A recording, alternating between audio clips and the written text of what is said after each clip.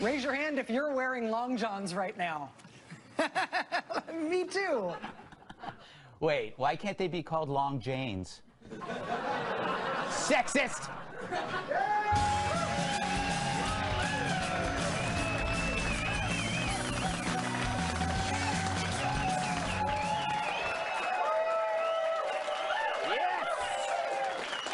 Yes, it's the first week of 2018, and I can already say it's the greatest week of 2018.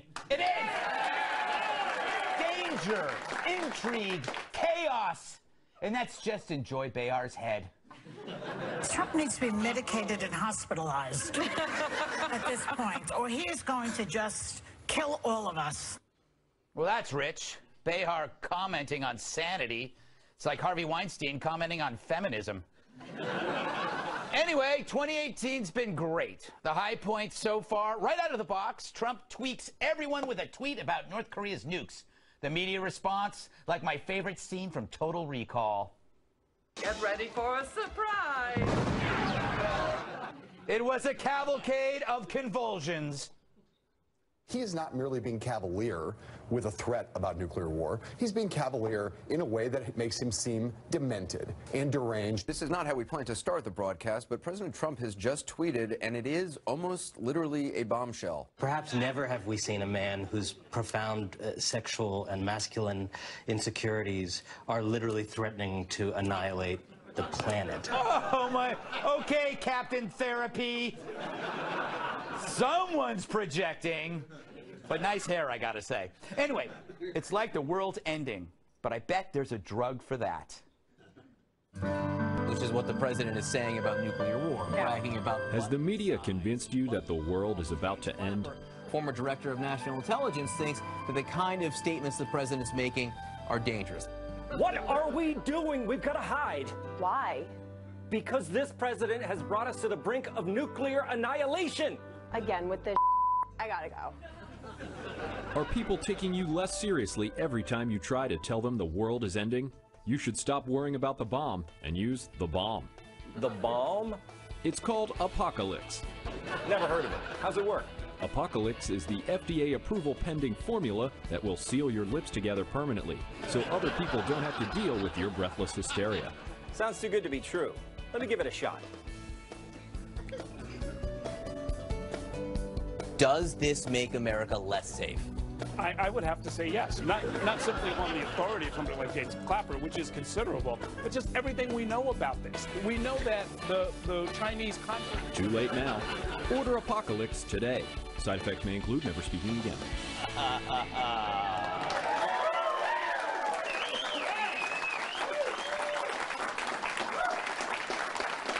Use it only on your mouth. All right. I learned the hard way.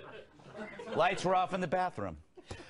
But the real media star this week, that shiny orb from CNN, the national hall monitor himself, Brian Stelter, calling the Twitter police on the president. I've asked Twitter spokesman, does this violate Twitter's terms of service, making this kind of threat toward North Korea? So far, no immediate comment from the company, still waiting to hear. I think they're trying to decide if this kind of tweet, referring to a nuclear button that he knows how to use and it works, whether that actually is a violation of the terms of service. Oh, my. Every dorm has this guy. CNN is no longer fake news, it's fink news. If Brian were in prison, he'd sell you to the warden for an extra cheese sandwich. Anyway, they're wrong about Trump's tweets. Unlike the media, they actually work. North and South Korea are finally talking again. Why now? Could it be Trump? Who knew he could be such a great marriage counselor? He's been married 3 times. I guess you don't know how something works until you break it. Oh. Meanwhile, see Trump's response to the Iranian uprising and his suspension of military aid to Pakistan. That's quite a contrast to Obama. All Obama wanted really was a legacy. Trump instead wanted action. Legacy, schmegacy. Obama thought he was a global leader, but the ditherer-in-chief put the world's desires before ours. Trump's pretty much the reverse. He forces the tough questions. Whose side should you be on? Iran's people or their mullahs? The citizens or their tormentors? Oddly, some of our very own leading feminists here are silent. Guess they think a full-body burqa is a choice, and stoning for adultery is great exercise.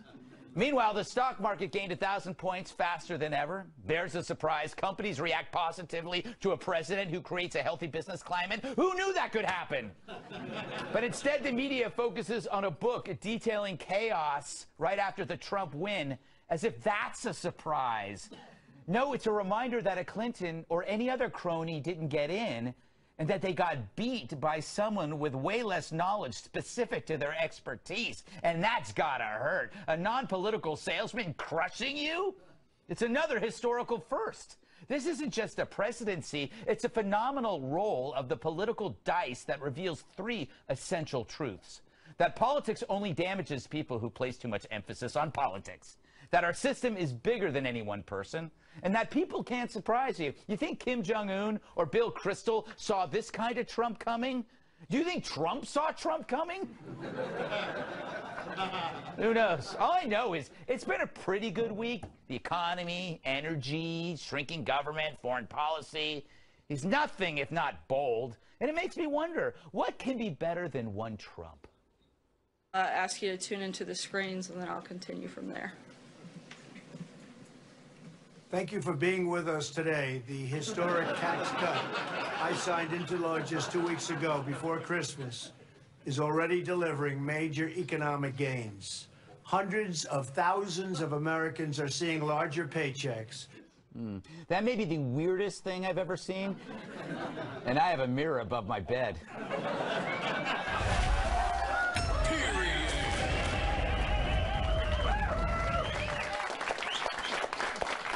Let's welcome tonight's guest, I suppose. He made bin Laden a truly holy man. By filling him with holes. Anyway, his book details how he did it. It's called The Operator, former Navy SEAL Rob O'Neill. He splits more sides than a butcher on meth. Comedian Tom Cotter. Nice man. Her eyes are glassy, her views are sassy. National Review reporter Katherine Timpf. And 2018 is how much he benched this morning. Former bodyguard, massive sidekick Tyrus.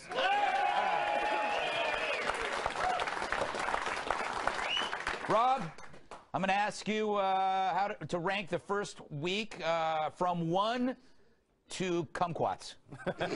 It's an interesting week for sure, and if you kumquats. Okay, kumquats. Just naturally with the tweets coming out, the tweets are the best way for the president to talk directly to people. Now, I mean, I use Twitter for entertainment. He does too. Apparently, he's the commander-in-chief. There are some things I think it's kind of like the thing with, you know, you write the nasty tweet or the text that you don't send for a few hours to think about it. Yeah. But he's getting attention, and I think. I mean, you can have a sense of humor with things, and that's his way of joking. Should we be joking about nuclear war? No, but I mean, I don't think that necessarily will. If we're at a point where we're going to lead to nuclear war because of a tweet, it's, you know, we're further in the future than I thought it. Yeah, yeah, and what a crazy, fun world that would be. Huh? Tom, welcome to the. I'm glad you brought your vest. Thank you. I'm bringing the sweater vest back, everybody. Yes, it's coming yes. back. You're the. It's called the Santorum. That's what it is. I think that's. Or maybe no, that's something else. Hey, thoughts so far, 2018? He said that it would be so great that our heads would spin, and my head spun this morning. Yes, yes. Kind of like The Exorcist. Yeah, it's great. So far, so good. Yes. Except for the hypothermia. Yes. Other than that, it's been spectacular, but you can't blame him on that. Right? Yeah, any high points, low points? The stock market. Again, how many records could we break in 1 week? It's ridiculous. And, you know, the Dems have nothing really to whine about in that realm right now. We're kicking butt. So I love that. I wish I had money in the market. You don't have Bitcoin? I have money in one market. Oh, boy. What, Tyrus? Oh, you saw where that joke was going. Yep, I just pumped the brakes. All right. What do you think of so far? The diplomacy, the domestic policy. 2018, is it the best year ever? It's 5 days old. I don't know if it's the best day. I think it was the best week for really seeing what is important to the media. And it's shameful that a book that would be the same in any business, if anyone's ever hung out in the locker room or the water cooler with a disgruntled employee who got demoted, would say the same thing. Yes. So, I mean, on behalf of myself and everyone else who likes doing good at their job, banning.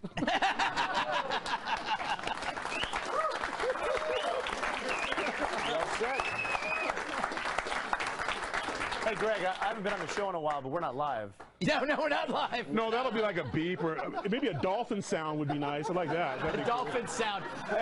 Put a dolphin sound, please, over what. Please, New Year, it's dolphin sound. And not the Bannon part. The other part. Yeah. All right, Kat, you have the floor or the seat or however you would like it. Go, say a thing. All right.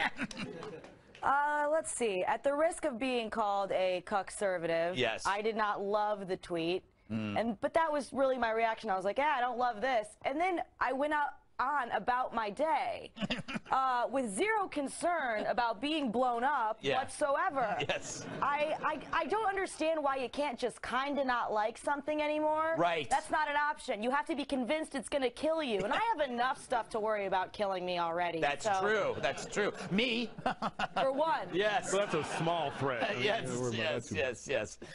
You can see me coming a mile away or smell me. You know what? I have a theory. Trump had no resolutions, right? Of course not. He had none. He was like, he didn't say less tweeting. Maybe I'll lay off CNN. He probably said one less cheeseburger after midnight. He's on top of the world, Ma. Why would he change anything? Yeah. And the North Korea thing, this is a little game. It's called good cop, bad cop. Right. He makes a bold statement. North Korea goes, huh? And then when Tillerson talks to him, they want to talk now. Yeah, exactly. He's not in the room with the button. He's making, and if you notice, Kim Jong-un seems to like to be, I'm on the same level of arguing with the president. People are taking notice of me.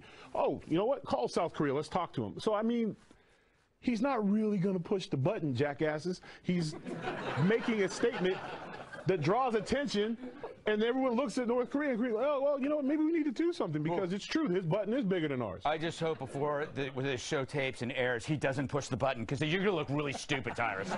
Yeah, I'm sure we'll... Yeah, I'm sure there'll be people walking around going, hey, Tyrus, nice call, bro. And by the way, we probably won't air if that happens. Yeah, we're in nuclear war. Yeah, we'll be... Of all the things going on, I'm going, man, they're going to hear what I said. Man, damn, I got three arms. It'll be like the beginning of the road. My baby's flying, but yeah, I'm worried about what I said on the Greg Show. Come on, man. All right, we got more coming up.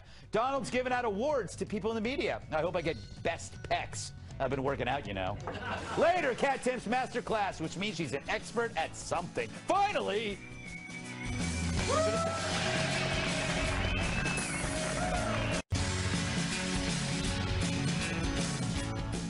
By the way, the producers asked me to tell you this is a unicorn horn. In case you don't get any ideas and I'm into something really weird. Anyway. All aboard for Trump's award. Donald has sent over 37,000 tweets in his lifetime, but this week's may have been a keeper. Quote, I will be announcing the most dishonest and corrupt media awards of the year on Monday at 5 o'clock. Awesome. That's when the 5 is on. He's going to make Monday so easy for me. I'm going to be drunk. No pants under the desk. Thanks, Mr. President. I'm not even going to shave my face. All right.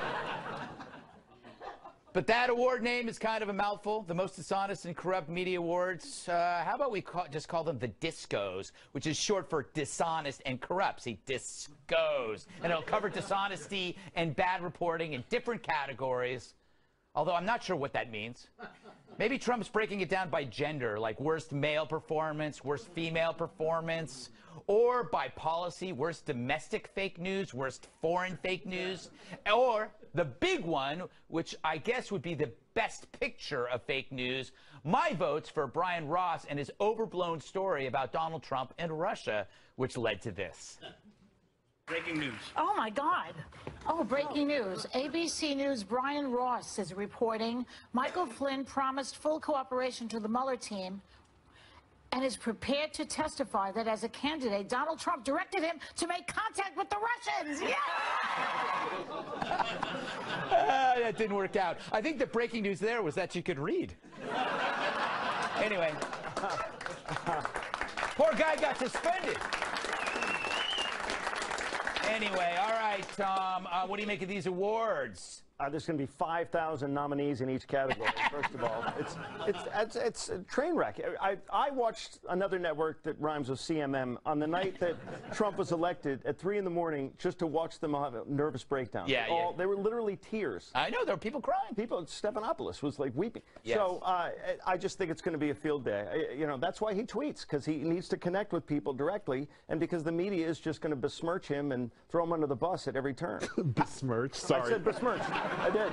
You like that word, don't you? Yeah. That's in my head forever. Yeah, it is a great word. Kat, how should the media respond to this? Should they? They're going to love it. Yeah. Let's be honest. 2 reasons. Anybody who wins one of these will love it. First of all, they don't like President Trump, so they'll say his dismissal is a compliment. Also, nobody's in the public eye or pursues a career where they're going to be in the public eye if they don't, on some level, think all recognition is good. Like me, for example. Yes.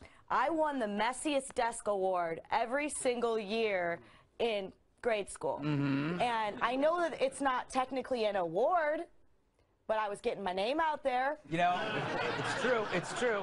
And you haven't changed at all. I mean, No.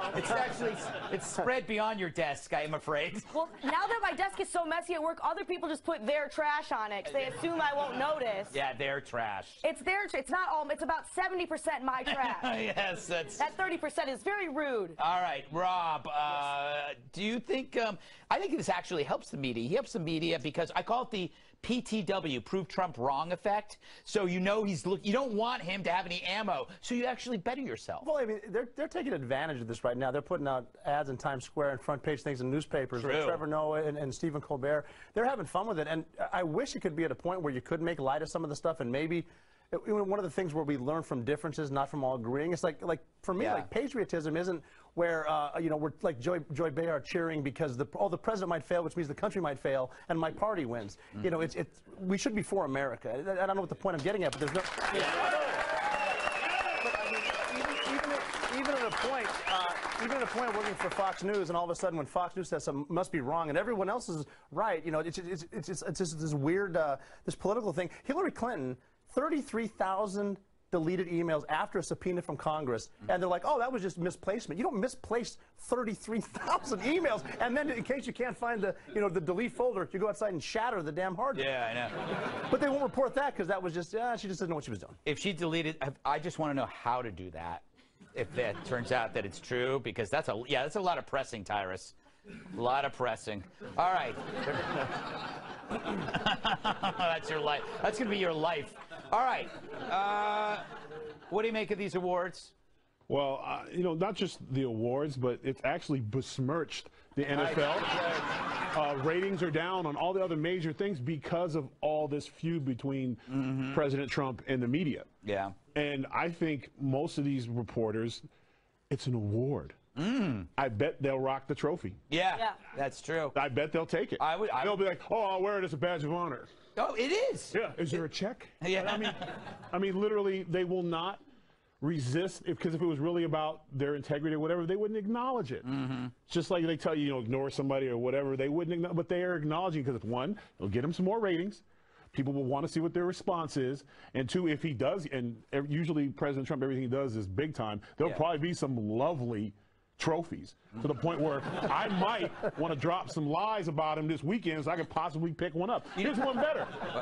I wish he'd push it back. We could host it. Yeah, that's a good idea. You know what I'm saying? I would host it in a minute. Yeah. Yeah, I don't know if we'd be allowed to, though. Why not? You know, I think. You think we're up for one? I think we might be. You know, I think. I mean, it's a trophy. I think Stelter should get one. You know, Stelter's really grown up. He was a guest on Red Eye. I think I gave that little fella his start, and look where he is now. Or scarred him to make him what he is today. I think that he should win the. I don't know what it is. Creepy guy award? Well, no, overall best disco, because if you look at him, he kind of reminds me of the strobe light from Saturday Night Fever. All right. Still to come, it's the book no one has read, but everyone's talking about. No, not Atlas Shrugged. Jab at you libertarians. We discuss the salacious new book on President Trump's White House next.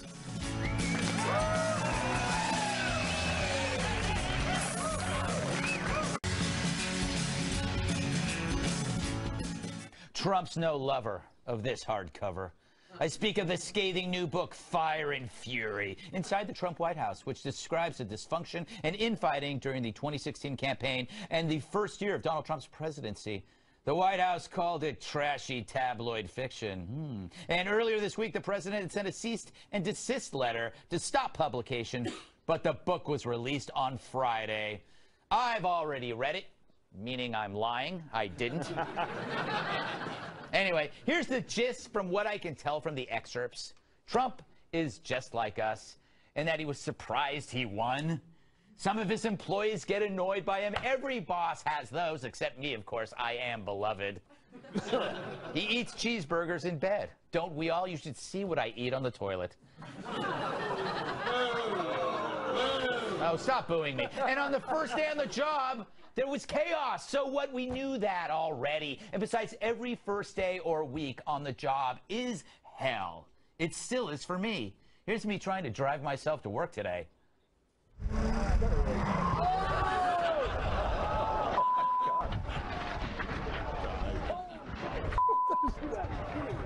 Oh my God. Yeah. I was made me an hour late. Kat, theory.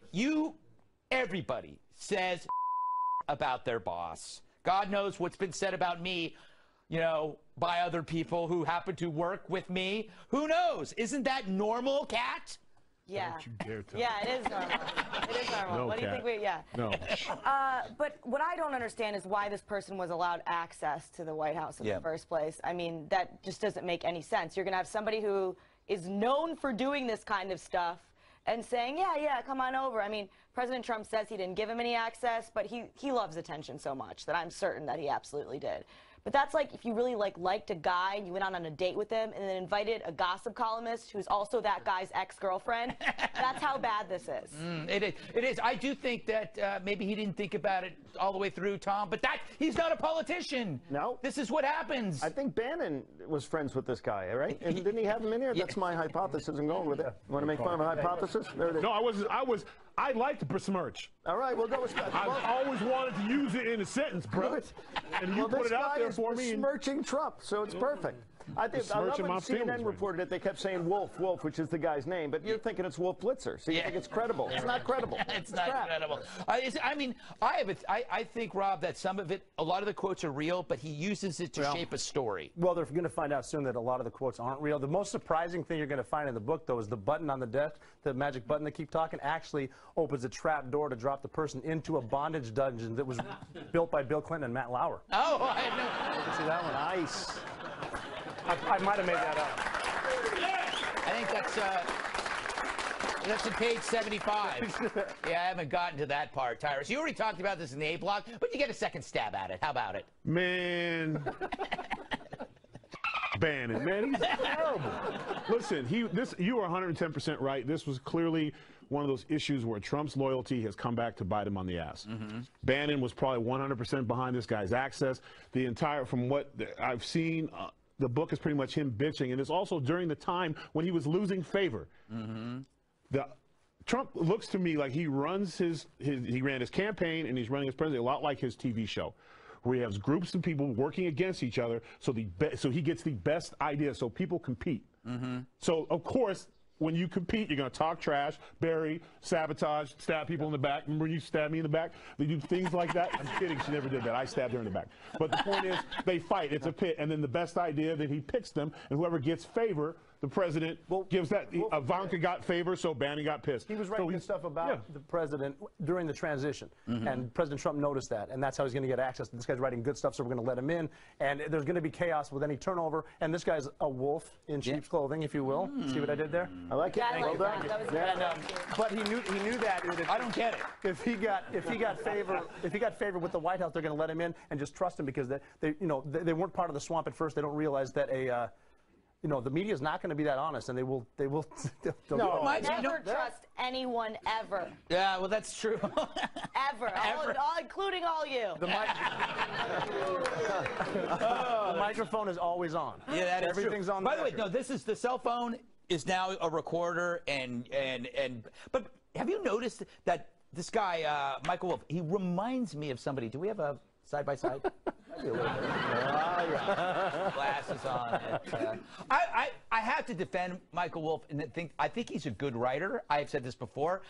And I do think a lot of that is true because in chaos, people say something. Okay, I used this metaphor on the 5 yesterday.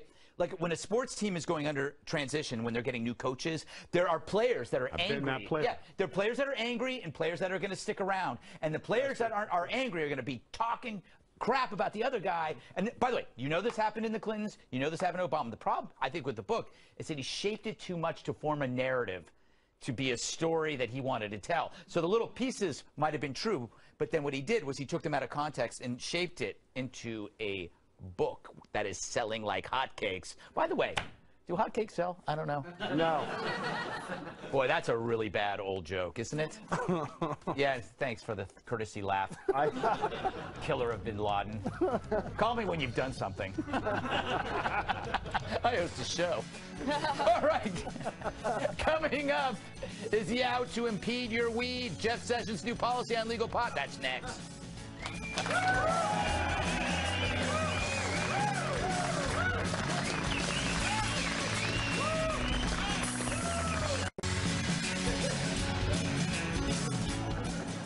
He's out to fry your innocent high. This week, Attorney General and my squash partner, Jeff Sessions, lifted Obama-era rules that discouraged enforcement of federal marijuana laws in states where it's legal.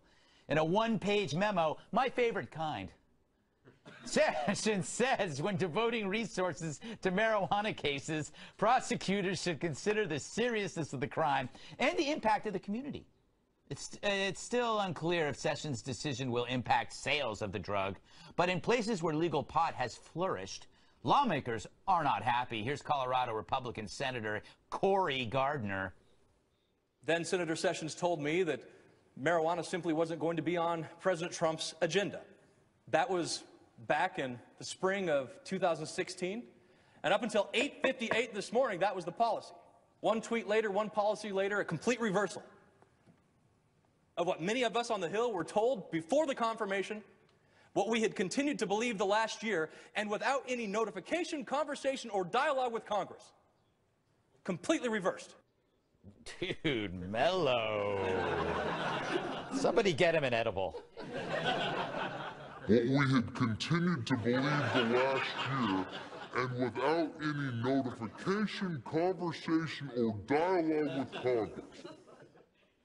It does work. All right, Kat, is this a mistake on Sessions' part? I find it kind of confusing. I'm wondering if he's just doing this for his conscience and then saying, you guys go ahead. He's doing it because he's weirdly obsessed with drugs and who isn't? drug war.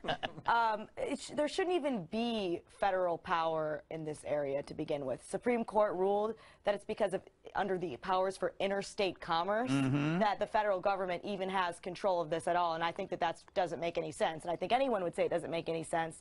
Marijuana should be not just decriminalized, but legalized. There's no argument otherwise. There really isn't, especially when people say, oh, but this, but they drink alcohol. It's like the same thing. I have a theory on that. Yeah. But I'll get to that theory. But it's weird. I can't imagine Jeff Sessions in his life with all the stuff he has going on at the DOJ, and the thing that he's thinking in his head is, I've got to keep all these strangers away from that plant. I mean, come on. Rob, you were high when you killed Bin Laden. 3 stories up. Yeah. High in Pakistan. Yeah, it's funny listening to Cory Gardner. I'm sure he has the best intentions. He strikes me as someone that would say marijuana cigarettes. Yeah. I don't know. I mean, I'm in agreement with Kat. I mean, there's a lot of. I'm not going to get into it here, on the whole soapbox thing. But I will say this: the Dow went over 25,000. I would, if they get rid of, they don't legalize marijuana, I would not be buying stock in Cheetos or Taco Bell. That is true. Tyrus, do you think law enforcement kind of wants legalization because these unnecessary laws create unnecessary situations, right? Yes, and they put unnecessarily non-criminals in jail with criminals, which create more problems. Right. Here's the thing. Sessions, you got enough problems, bruh. Nobody likes you. You're almost close to getting a man, Sessions, at this point. You only reason why he did this, that's why it's a one-page memo. He said, Obama, if I take something away that Obama did, Trump will love me again. No, bro, it's not going to work. Now you done pissed everybody else off. Leave the stuff alone. Focus on what you're supposed to be doing. It's just like I feel insurance. I feel everything should be state by state. You make your decisions where you live. The people if people want to smoke in California, great. If they don't want to smoke in Louisiana, great. It's their choice, their state, and let the people vote on it. Stay out of it. But Louisiana, it'd be cool if you could vote some stuff in. That'd be nice. Appreciate it. But you know, Tom, I think I'm for legalization, even though I know there will be consequences, because I think that life is about consequences. You can't prevent them. You just have to see what happens. Like, my theory is, because booze got there first, we are been trained to believe we could only handle one vice. And so everybody, no, we can do both. We can do alcohol. Martinis are fine after work, but you smoke pot, you go to jail. That's why I think we have to unlearn this idea, and I think it's a generational thing. Yeah, and I think the younger generation has a grasp. The millennials kind of get it, I think. Well, that's because they're lazy potheads. That's probably why. I wanted to sound like a Fox News contributor. Those lazy potheads don't know what it's like to work. Anyway, I occasionally smoke marijuana every single day, and I know I ruined your joke. It stunts your growth. No, it's okay. It was ruined before you said it. Here's the thing. Why would you? He wants to crack down on crack. You know, crack down on. Right now we have a heroin epidemic. Marijuana. Nobody's selling their body to get a bag of weed. You know what I mean? It's different. Marijuana. Sure, marijuana will make you laugh at your grandmother falling down the stairs. I grant that. Yes. But heroin might make you push your grandmother down the stairs, and crack will make you rob her when she lands at the bottom. There's a difference between these drugs, and you can tax it. Colorado is a example of how wonderful it can be, I think, and so I think they should states' rights, as you said, leave California alone. Do you know? I got to wrap it up, but you know what drives me crazy, and I'm talking about some of my friends. They want to ban something because they don't like it. That's not why you ban. That's not the criteria. Maroon 5 would not exist if it were up to me, but I'm not. You know, and the thing, it's like I'm for legalizing prostitutions. I have never tried it. I don't think it's particularly healthy, but I believe it should be legal. I agree. You know, it shouldn't. It's like you don't ban something because you don't like it, because then there'd be nothing, right? Yeah. Thank you. All right. Somebody said "well said" into my ear. Thank you, everybody. All right, coming up. Will your online presence live on after you die? Seems kind of creepy, but why not?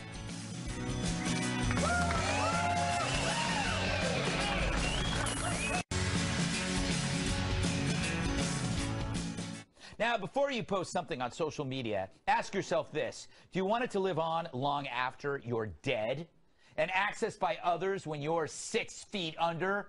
Well, a Daily Beast article discusses a growing industry, digital immortality, that will collect your emails, tweets, Instagrams, put them in a place that your loved ones can interact with after you've kicked a bucket. That's odd. You're not there? You're not there, and they're still dealing with your online self, who, if you're me, was often a jerk. Do I want to be remembered for being a jerk? Come on. You know what you've been like online. You don't want to be remembered for it either. Like this fella who just realized what he's been putting out there.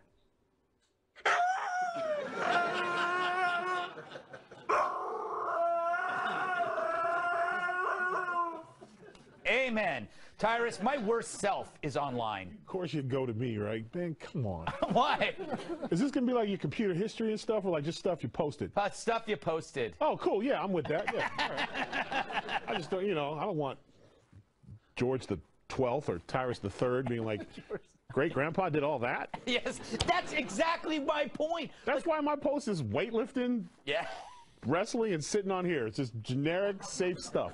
Yeah, you know, I was thinking about doing, Rob, I was thinking about it. Forget about you. Would you want to see the online accounts of your ancestors? Let's say they had the internet 200 years ago.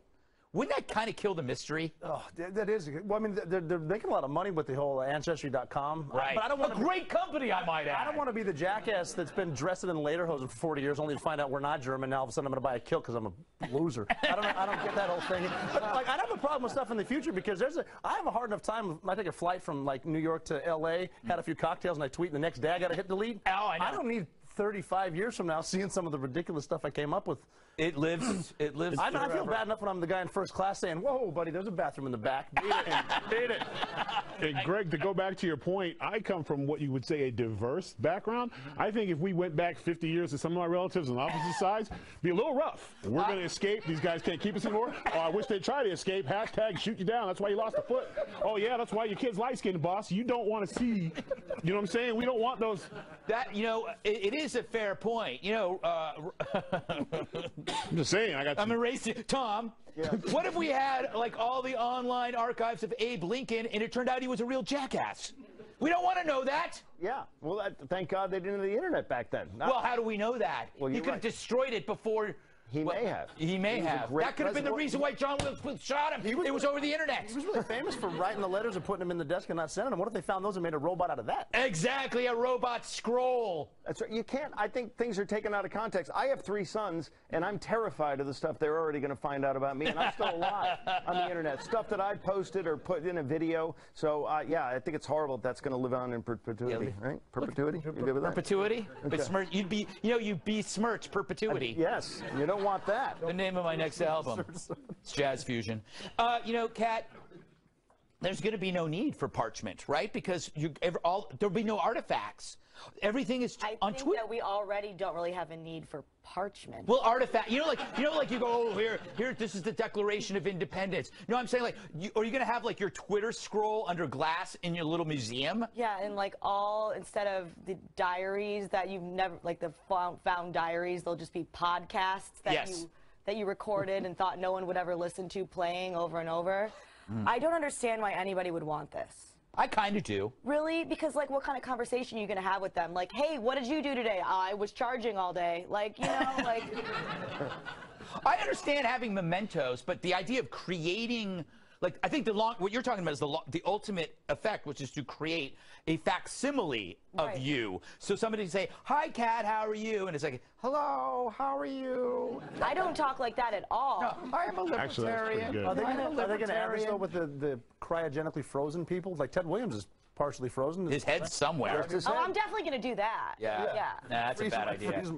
Oh, yeah. No, you don't want to do that. You go outside, it'll happen. You want to keep your body intact, because if they're able, like right now, they're going to be able to recreate a woolly mammoth from DNA. You want to stay intact as a corpse. Yeah, I'm planning to. But then again, no, that doesn't make sense, because you could grow from the DNA. You don't need your body.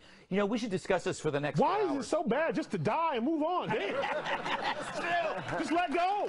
And on that note, don't go anywhere. Kat has her own masterclass on cable news punditry. It should be highly entertaining, slightly informative, and possibly deadly.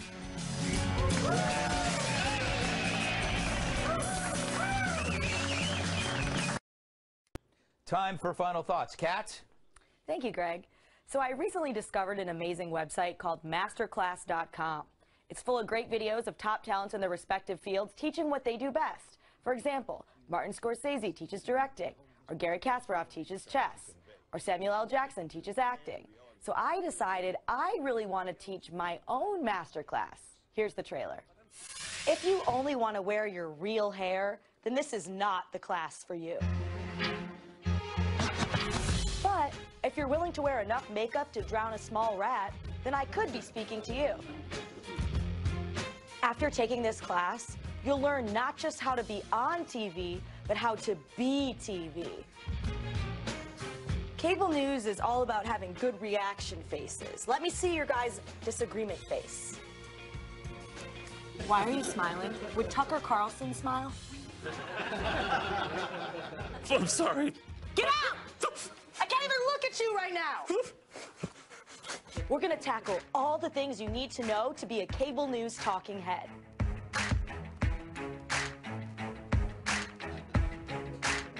Start every answer with absolutely. That way the host will like you and you'll get invited back. Remember, you're only 3 appearances away from being an expert on anything.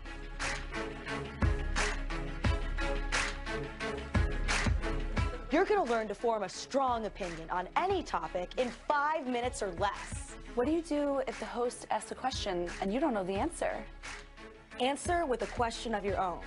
If that doesn't work, state a popular conspiracy theory and then say, hey, I'm just asking questions.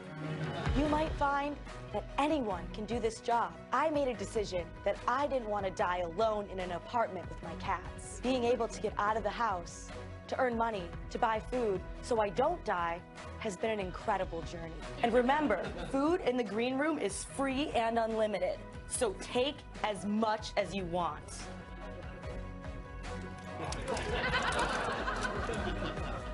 Soup in a purse, still soup.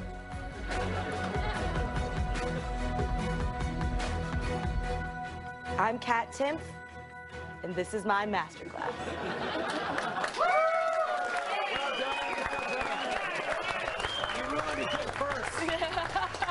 Thanks to Rob O'Neill, Tom Cotter, Kat Timpf, Tyrus, studio audience. I'm Greg Gutfeld, and I love you.